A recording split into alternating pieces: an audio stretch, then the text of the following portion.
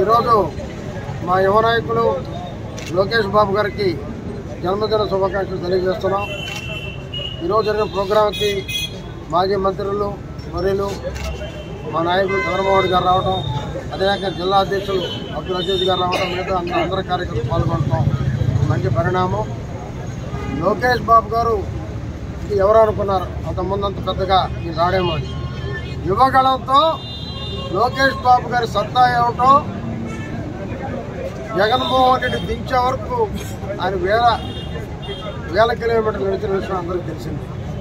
అదేవిధంగా ఈరోజు అందరు ప్రజలు ఆయన ఒకటే అంటారు, ఈ హోప్ ఆఫ్ ది ఆంధ్రప్రదేశ్ ప్రజల ఆశా జ్యోతి ఎవరంటే లోకేష్ బాబు.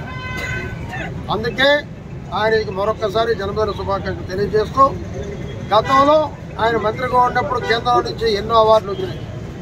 ఇప్పుడు మంత్రిగా ఎన్నో అవార్డులు తెచ్చుకోబోతున్నాడు. ఆయన కష్టపడి పనిచేస్తున్నాడు. తప్పకుండా భవిష్యత్తులో ఆంధ్రప్రదేశ్ ఆశా జ్యోతిగా అందరి గుండెల్లో నిలిచిపోతాడని చెప్పి కూడా తెలియజేస్తుంది.